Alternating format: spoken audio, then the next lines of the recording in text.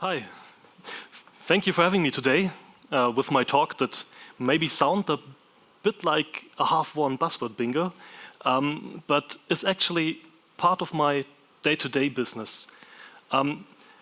Just maybe what we are doing today, we will take a look into the idea of zero trust and why it matters for input validation, and then move over for the second half mainly to the topic of AI. And since I've been introduced so nicely already, I will skip this now and go directly to the point what motivated my talk today. And it was originated by this question. What's the #1 tip you can give any developer to improve their secure coding? And I said in a discussion with a friend a year ago, that's never trust the input. Never trust the input, validate everything, and your software will get better. We had a longer discussion about this, and at the end of the day, I was doing some short research, looking at the vulnerabilities. Because at the end, when we look at how vulnerabilities are getting exploited, most of the times it's some specially crafted input or a package that has been sent. And when we take a look at the CISA known exploited vulnerabilities catalog, that includes roughly 1,400 vulnerabilities from 2002 to 2025, and are looking to the weaknesses behind those vulnerabilities, we find that around about 25% could have been mitigated, or at least partially mitigated, with input validation. So, at the end of our discussion, I sticked with my point and said, yeah, never trust the input. That's the principle I'm following when doing secure software development. And we were already closing and walking out of the door when he said, funny, never trust. Sounds like zero trust. And I thought, wait, when I'm Googling zero trust, I find things like this from Microsoft or Fortinet Zero Trust Network Access Solutions or Palo Alto or the stuff from Google. For me, to this point, it wasn't really reality for software development at all. It was about network and removing network implicit trust and such stuff. But then we took a couple of steps back in time and we're looking at the idea where zero trust is coming from a PhD thesis from Stephen Paul March in 1994, who was formalizing trust as a computational concept. Sounds nerdy, and it is. He said that a trust isn't such a binary thing. We trust somebody or we are not trusting somebody. But he said it's a continuous scalar. It depends on the context, so what happened in the history, in the past. And he was formalizing this concept because he said to decide whether two agents should collaborate should be based on this trust and should be based on a cooperation threshold in this continuous scalar. And zero trust you will find on page 56 at the first time. That wasn't the title. He said zero trust, that's the level we should start at when we are first encountering this agent Y as being the trusting agent X. Not fully distrusting somebody, but being indifferent. And then we do some stuff. The agent Y is opening a login page in his browser. It's normal behavior. So he's not doing it with curl or burp or Python requests. So we could raise our trust a little bit. And then he's, in the most ways, he's authenticating username, password, and of course this multi-factor authentication to pass this bar of this cooperation threshold, and then he can do something with the software, the trusting agent, he would say. That's the concept behind this. But there's, I thought this is pretty much a gap of what I've seen on the website of Fortinet and Microsoft, but they were coming from a bit of development after 1994. They are coming from the security model we still have in many enterprise networks. By defending the perimeter and defining there's a network, a local network that we can trust. And inside this local network there are identities, systems, our system we are looking at as a software developer. And everything that happens inside we can trust. So our software can trust the input, everything is fine. The red teamers are already thinking, bad idea, because sure, we all know those security parameters, those security boundaries can be breached, and the new paradigm, Marsh would say that's a blind trust, starting at 1. And we today to do something we call assume breach. So we think, okay, security parameter might fall, might be broken or bypassed, and then we cannot trust the input anymore. So the ideal world, when we are talking about zero trust architecture today, is that we remove all this implicit trust. We think about systems defending themselves and not trusting any input blindly. We start at this zero trust level, being indifferent to anybody. Doesn't matter if he's from a local network, a remote network, or anything else. So for us, software developers, when we start really implementing more and more zero trust architectures, we need to do input validation. We need to check those inputs, not blindly trust them. So let's do some input validation. Now, not by coding right now, but we will go over some of the main points. And when I start working with a new team of developers and ask, hey, what's your point on input validation? Who is doing input validation here? Normally, at least one guy raises his hand and says, yeah, I do. The front-end guy surely does. But he does it for convenience. So we cannot rely on any input validation he does at the GUI, because the red teamers and the hackers, they will not use your pretty beautiful HTML, CSS GUI, but they will use their own tools. They will use curl, the burp suite, or whatever they can think of, or they can program. So we have to do our input validation at the back end, out of the control of their checkers. And before we now validate anything, we should know what is coming in, what are our inputs. And looking at the inputs, we often think of the things users are giving us, the user input, network input, coming from another IP address, another system. But we have also input we may forget easily, so maybe a database. A string that is contained in a database written by another program is input from my program.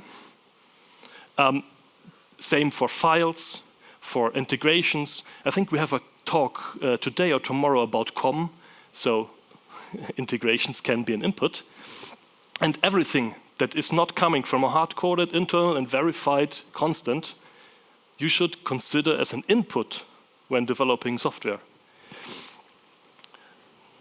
Let's assume we know our inputs, and for our example we will stick with some network input, because I think everybody knows an HTTP request. The first thing we should do some checks at the request level. Why did I include this? Because often it happens before really that part we wrote as software developers, but in a world of DevOps, software developers also are configuring the Apache, the Nginx, or any other web server, so they should do some checks on the version, configure methods for this path allowed, to check off the headers, and we cannot always trust the headers. An attacker could put anything into the content length header, but then send 10 gigabytes of data. So we should also check the body length. And if we pass this bar and have a valid request, that's a good thing. Then normally, here we're starting with our part of the software we wrote. So we get the body, in this case a JSON, and we do not have to check it. Is it a valid JSON? Is this okay? But before going into detail into this, we have to look at another theory. Because there was another guy called Chomsky, and he stated his Chomsky hierarchy of formal languages. Formal languages are all those interesting formats we are using, which can be described by a grammar, as he can say, which are not our natural language. And he said there are 4 big clusters we should take a look at. And the they are more restrictive when you go into higher numbers. So type 3, those are the most restrictive grammars he thought of, regular grammars. And there, with regular grammars, we can describe some of our formal input languages, we often call formats, like the comma-separated value or the IP address format. Those are easy to parse. They're easy to, you can look at them and say, okay, that's valid. But if it gets more complex, we need a more complex grammar. For example, a type 2 context-free grammar. And then we have a more complex language resulting in it, like JSON or plain HTML. And so it goes on with even more complex languages in type 1 with YAML, XML, with then ID ref and some other funny features. And then we have type 0. Type 0 are the formal languages which are the most difficult to parse. They are the most complex. We do have some funny stuff like PostScript. Ever typed in PostScript in the CVE database? A lot of things you could look at. Because when we raise the language complexity from type 3 to type 0, we also have to take into account what kind of parser we need to detect this language, if it's safe and sound, if somebody tried to truncate anything in the input, or if he tried to send us a malformed XML. So when we have a type 3 language, a regular expression in a formal way would be enough. But if we input a type 0 language, a PostScript file, we need a program to detect it, a parser, that is on the same level as a Turing machine. So that's complex stuff. Not every software developer can do this. You can do a lot of errors. You can do a lot of complexity to detect this. So if you have any choice, try to choose the input language on the lowest complexity you can get away with. Why use JSON if you only have line-based content? You could use CSV. Sure, if all of your program, all your API needs, at some point, they need JSON, you shouldn't take JSON at one point out and put CVE in there. That's stupid. But if you have the choice that your API could only use JSON instead of XML, that's a good idea. So reduce your language complexity. It's the first step on the syntactic level. And then use a correct and secure parser. We normally do not write those ourselves. We use the libxml, we use libjson or something other.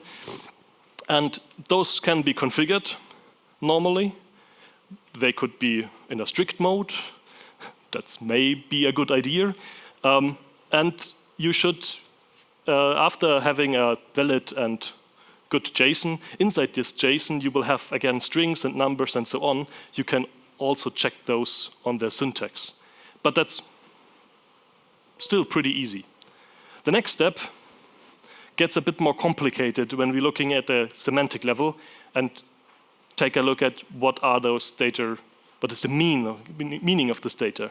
So we should check minimum maximum values. You all know this, I guess, but we should also check uniqueness. We should check if the ownership is correct, state changes, and yes, I know there is some fluid transition between those input validation tasks and the business logic, and the business logic security, which is also asking, is this type of action allowed?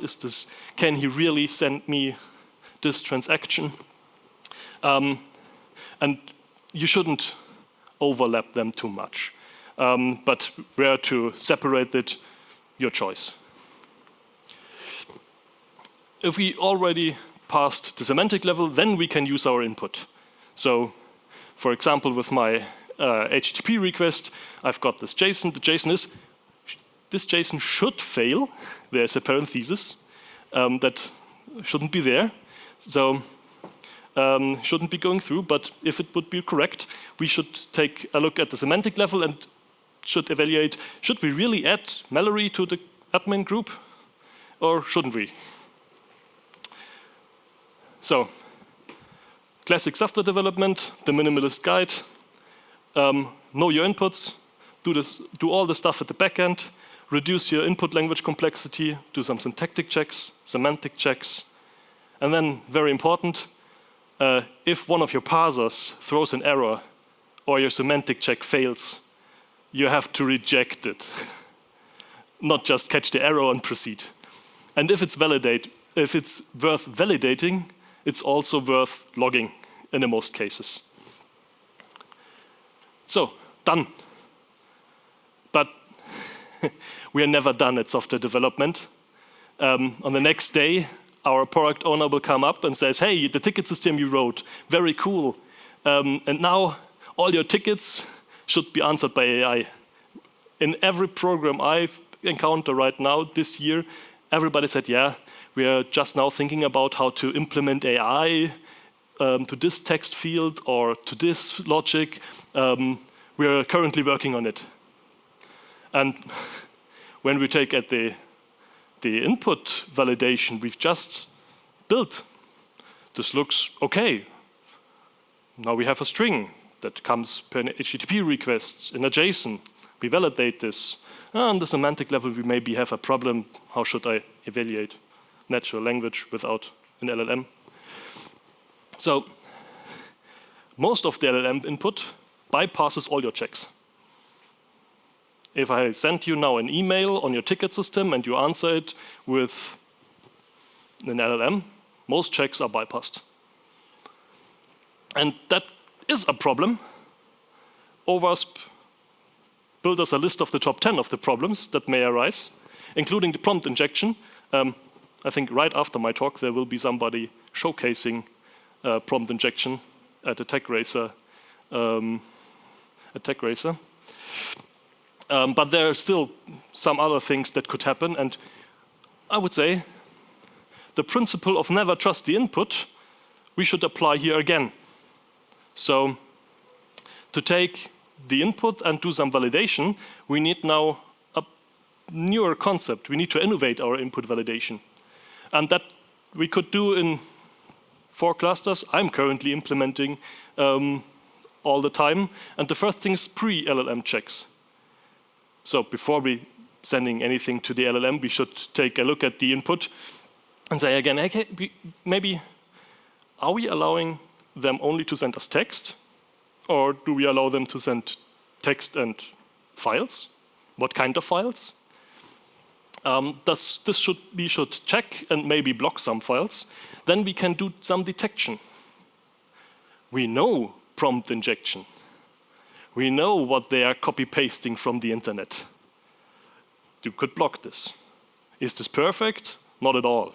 That's block listing, and I think, again, for the red teamers, that's just a fun part to work around some block listing. So the prompt injection heuristics many tools are now implementing are not that helpful, but protecting against copy-paste attacks. Token budgeting is all about the money. We implemented a tool that sends ticket input to an LLM. Costs 7 cents. That's okay. But if I send you now the complete Bible as an input, this would be much more. And if I do this a lot, it could be a new category of DOS attacks in some kind. What we also can do is some source tagging, often used. It's somewhere between pre-LLM checks and prompt construction to add the information where this input is coming from, because an LLM is not completely stupid. Maybe I can tell him, hey, this is unauthenticated user input. We shouldn't trust this too much. He may try prompt injection.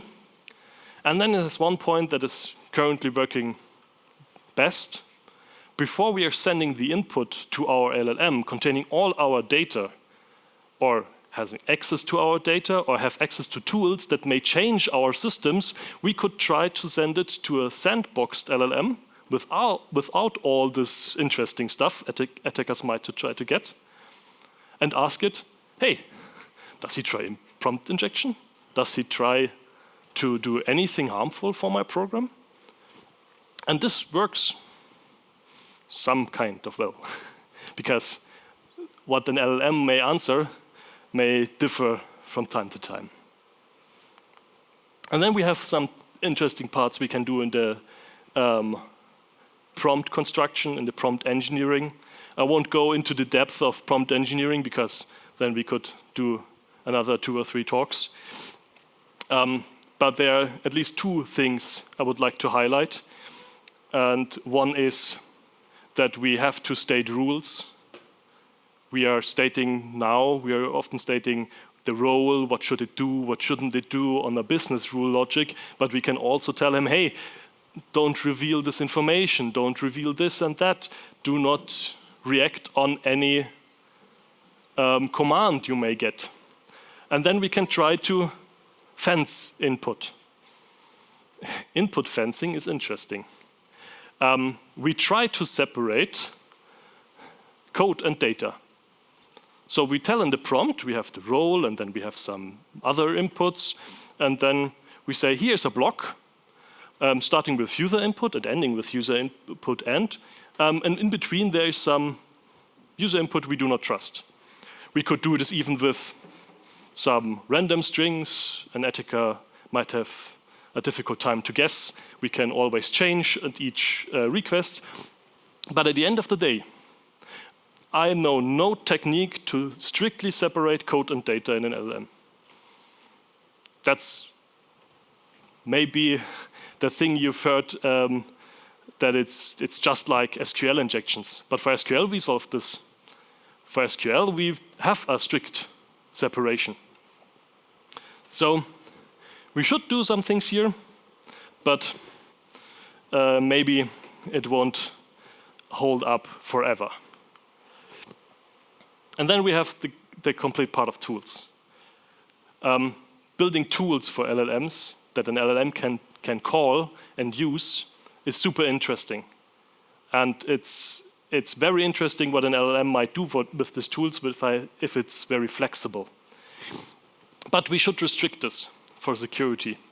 We should restrict it and handle the call the LLM is doing, just like any other input we would send to a piece of code, mostly our piece of code. And that's and on the other way around, when we get an answer, that's again input. So when we retrieve information from the web, ChatGPT is doing this for us all the time, just looking up some things, or we are inputting files, or getting back files when he's constructing an Excel file, a PDF, or a PowerPoint.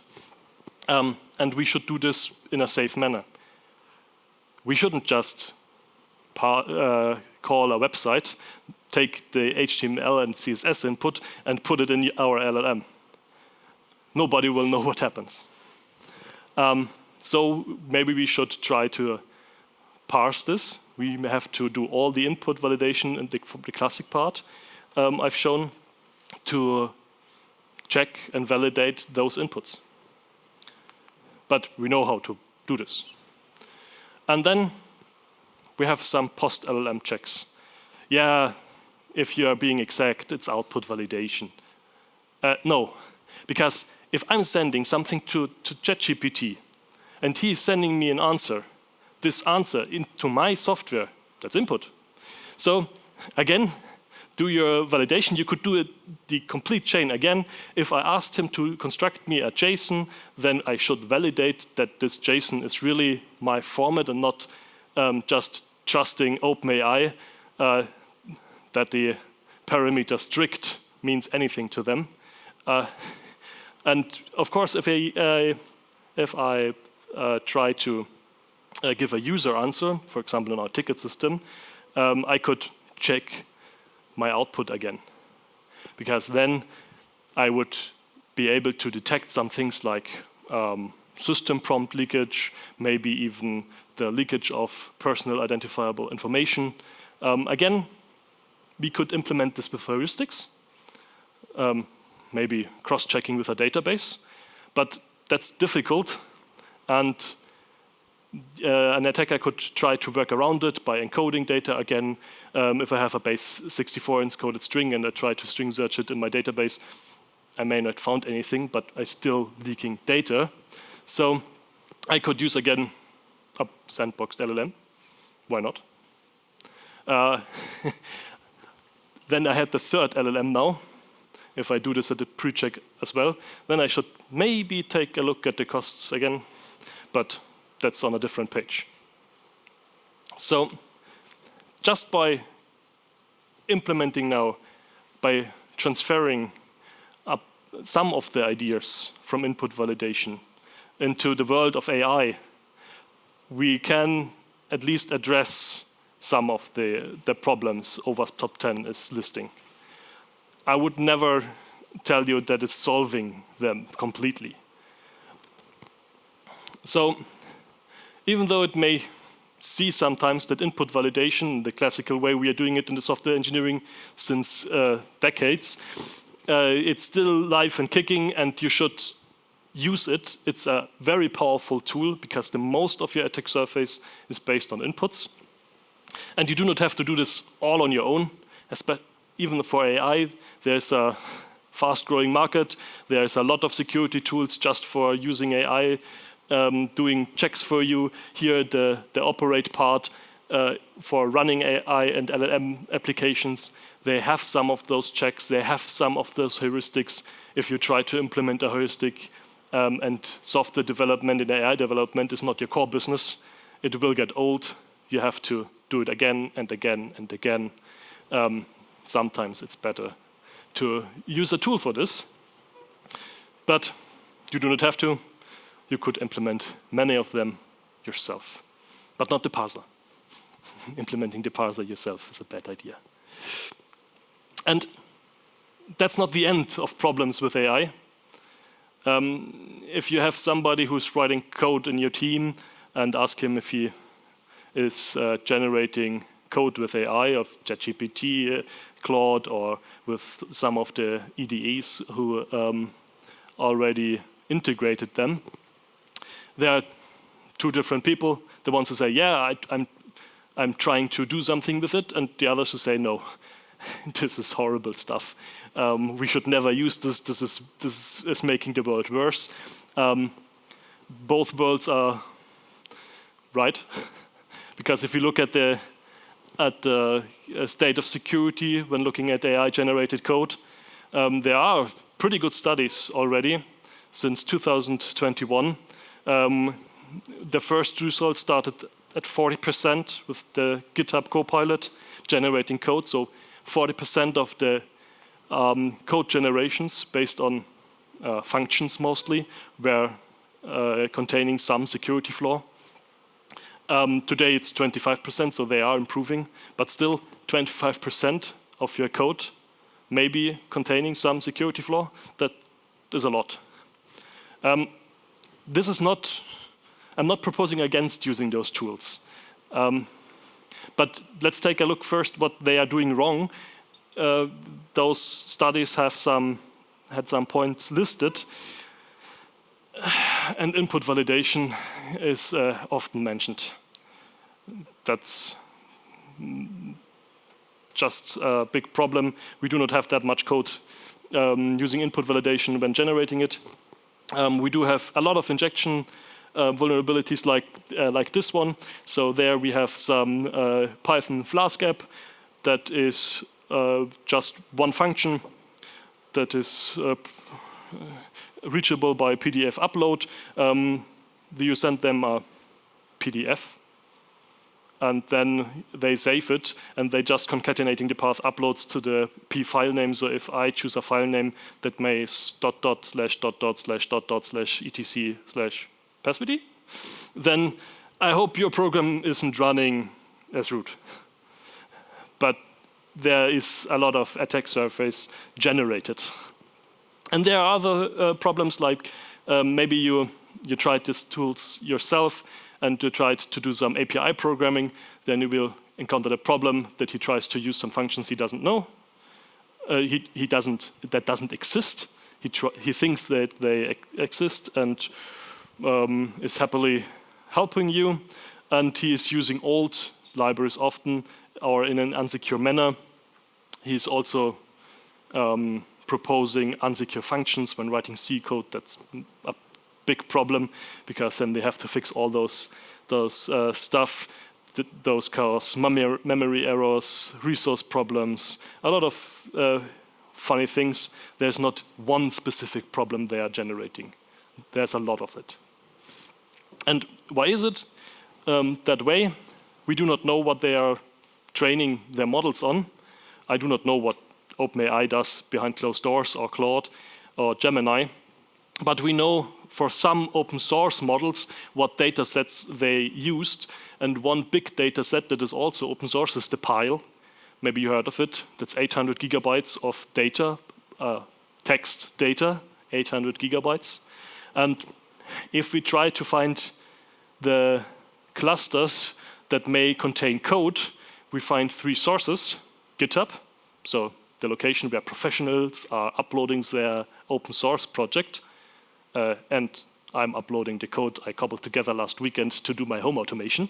So, trustworthy, I don't know.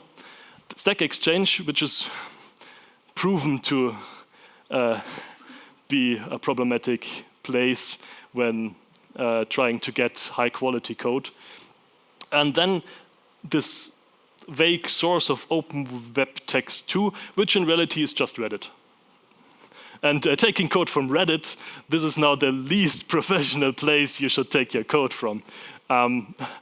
I never did this. I was a bit surprised, but then I searched, and yeah, there's a lot of subreddits with a lot of code. That's funny. So,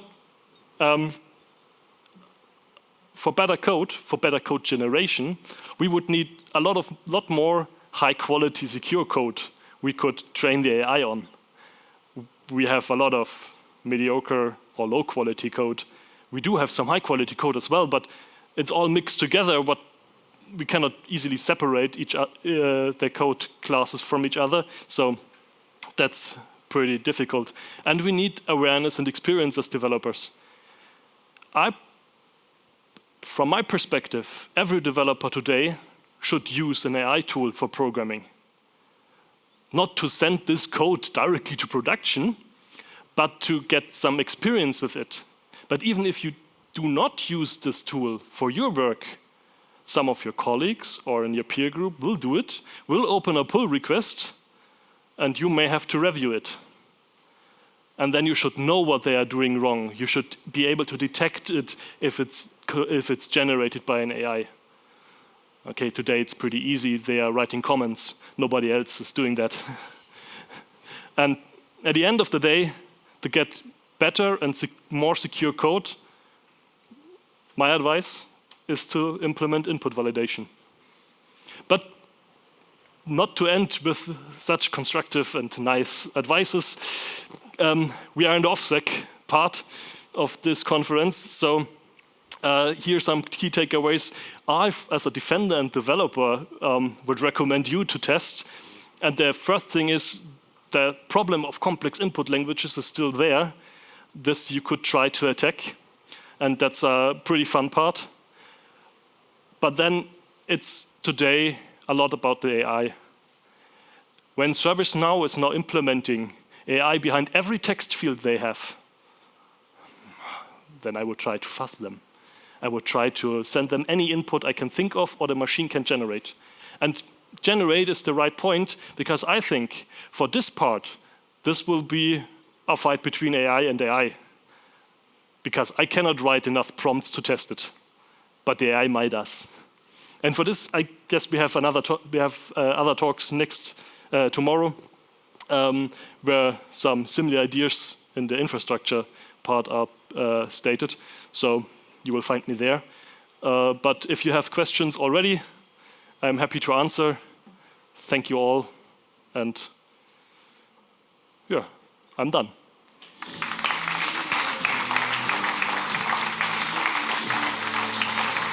Thank you so much. So I'm back with my extra mic.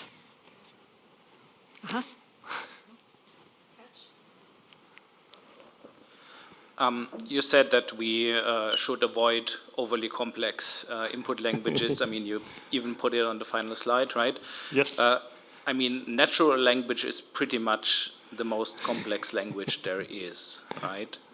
So are you saying we should avoid using LLMs unless we absolutely need them? Super difficult, because on the one hand I'm developing software and I'm trying to develop for AI, and on the other hand I'm a security guy. From the security part, I would say you're right, but completely avoiding complex languages is not possible. You should always think about when to choose them, and the complexity levels, they are only valid for formal languages, sadly. Chomsky wasn't thinking, even he was a linguist, he wasn't thinking about natural language being used in computers. So maybe some gap for research. Thank you. Thank you.